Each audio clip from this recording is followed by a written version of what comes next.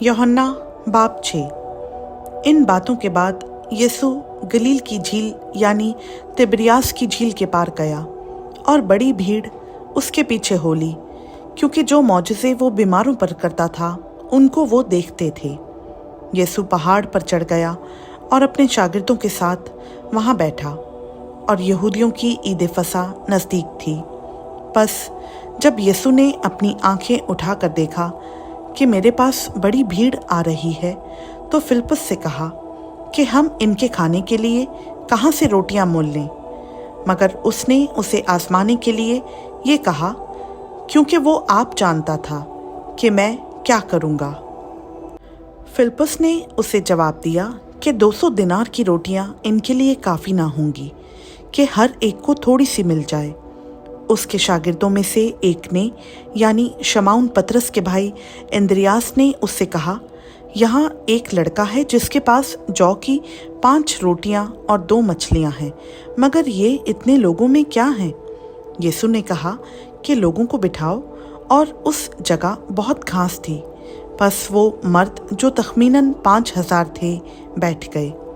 यीशु ने वो रोटियां ली और शुक्र करके उन्हें जो बैठे थे बांट दी, और इसी तरह मछलियों में से जिस कदर चाहते थे बांट दिया। जब वो सेर हो चुके तो उसने अपने शागिर्दों से कहा कि बचे हुए टुकड़ों को जमा करो, ताकि कुछ ज़ाया ना हो। चुनाचा उन्होंने जमा किया, और जौ की 5 रोटियों के टुकड़ों से जो खाने वालों से बच रहे थे 12 टोकरियां भरी। बस जो मौजज़ा उसने दिखाया वो लोग उसे देखकर कहने लगे, जो नबी दुनिया में आने वाला था फिल हकीकत यही है।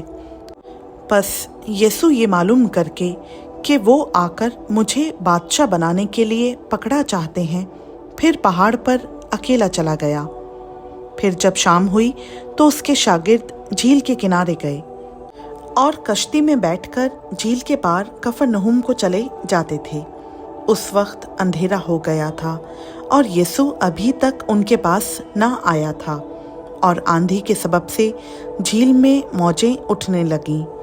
बस जब वो खेते खेते 3-4 मील के करीब निकल गए तो उन्होंने यीशु को झील पर चलते और कश्ती के नज़दीक आते देखा और डर गए। मगर उसने उनसे कहा, मैं हूँ, डरो मत। बस वो उसे कश्ती में चढ़ा लेने को राज़ी हुए, और फौरन वो कश्ती उस जगह जा पहुंची जहां वो जाते थे। दूसरे दिन उस भीड़ ने जो झील के पार खड़ी थी ये देखा कि यहाँ एक के सिवा और कोई छोटी कश्ती ना थी, और यीशु अपने शागिर्दों के साथ कश्ती पर सवार ना हुआ था, बल्कि सिर्फ उसके शागिर्द चले गए थे। लेकिन बास छोटी कश्तियाँ तिबरियास से उस जगह के नज़दीक आईं जहाँ उन्होंने खुदावंद के शुक्र करने के बाद रोटी खाई थी। बस जब भीड़ ने देखा कि यहाँ ना यीशु है ना उसके शागिर्द, तो वो खुद छोटी कश्तियों में बैठकर यीशु की तलाश में कफरनहूम को आए, और झील के पार उससे मिलकर कहा, ऐ रब्बी, तू यहाँ कब आया? यीशु ने उनके जवाब में कहा, मैं तुमसे सच कहता हूँ कि तुम मुझे इसलिए नहीं ढूंढते कि मौजज़े देखे, बल्कि इसलिए कि तुम रोटियां खाकर सैर हुए। फ़ानी खुराक के लिए मेहनत ना करो, बल्कि उस खुराक के लिए जो हमेशा की ज़िंदगी तक बाकी रहती है, जिसे इब्ने आदम तुम्हें देगा, क्योंकि बाप यानी खुदा ने उसी पर मोहर की है। बस उन्होंने उससे कहा कि हम क्या करें ताकि खुदा के काम अंजाम दें। यीशु ने जवाब में उनसे कहा, खुदा का काम ये है कि जिसे उसने भेजा है उस पर ईमान लाओ। बस उन्होंने उससे कहा, फिर तू कौन सा निशान दिखाता है ताकि हम देखकर तेरा यकीन करें? तू कौन सा काम करता है? हमारे बाप दादा ने बियाबान में मन खाया। चुनाचा लिखा है कि उसने उन्हें खाने के लिए आसमान से रोटी दी। यीशु ने उनसे कहा, मैं तुमसे सच कहता हूँ कि मूसा ने तो वो रोटी आसमान से तुम्हें ना दी, लेकिन मेरा बाप तुम्हें आसमान से हकीकी रोटी देता है, क्योंकि खुदा की रोटी वो है जो आसमान से उतरकर दुनिया को जिंदगी बख्शती है। उन्होंने उससे कहा, ऐ खुदावंद, ये रोटी हमको हमेशा दिया कर। यीशु ने उनसे कहा, जिंदगी की रोटी मैं हूँ।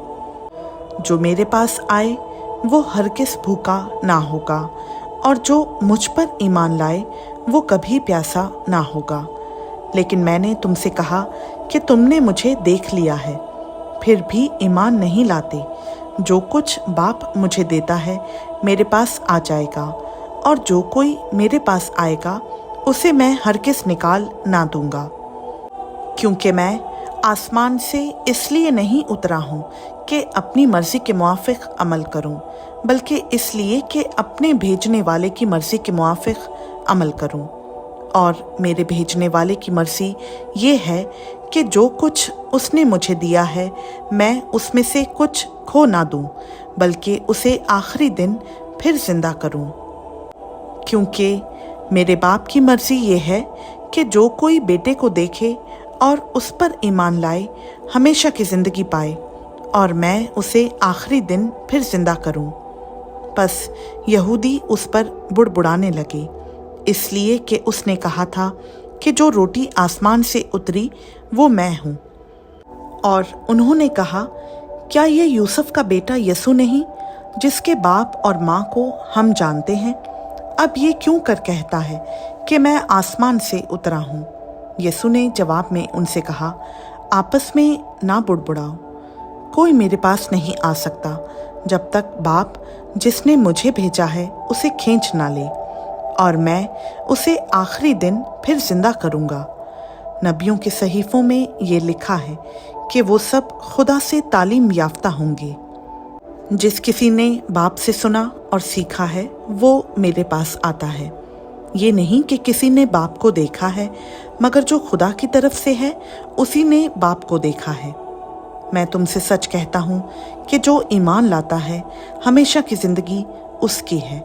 ज़िंदगी की रोटी मैं हूँ। तुम्हारे बाप दादा ने बियाबान में मन खाया और मर गए। ये वो रोटी है जो आसमान से उतरती है, ताकि आदमी उसमें से खाए और ना मरे। मैं हूँ वो ज़िंदगी की रोटी जो आसमान से उतरी। अगर कोई इस रोटी में से खाए तो अबद तक जिंदा रहेगा, बल्कि जो रोटी मैं जहान की ज़िंदगी के लिए दूंगा वो मेरा गोश्त है। बस यहूदी ये कहकर आपस में झगड़ने लगे कि ये शख्स अपना गोश्त हमें क्यों कर खाने को दे सकता है। यीशु ने उनसे कहा, मैं तुमसे सच कहता हूँ कि जब तक तुम इब्ने आदम का गोश्त ना खाओ और उसका खून ना पियो, तुम में ज़िंदगी नहीं। जो मेरा गोश्त खाता और मेरा खून पीता है हमेशा की ज़िंदगी उसकी है, और मैं उसे आखिरी दिन फिर जिंदा करूँगा। क्योंकि मेरा गोश्त फ़िल हकीकत खाने की चीज़ और मेरा खून फ़िल हकीकत पीने की चीज़ है।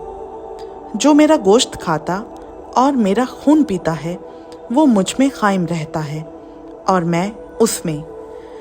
जिस तरह जिंदा बाप ने मुझे भेजा और मैं बाप के सबब से ज़िंदा हूँ, उसी तरह वो भी जो मुझे खाएगा मेरे सबब से ज़िंदा रहेगा। जो रोटी आसमान से उतरी यही है। बाप दादा की तरह नहीं कि खाया और मर गए। जो ये रोटी खाएगा वो अबद तक ज़िंदा रहेगा। ये बातें उसने कफरनहूम के एक इबादत खाना में तालीम देते वक्त कहीं। इसलिए उसके शागिर्दों में से बहुतों ने सुनकर कहा कि ये कलाम नागवार है, इसे कौन सुन सकता है।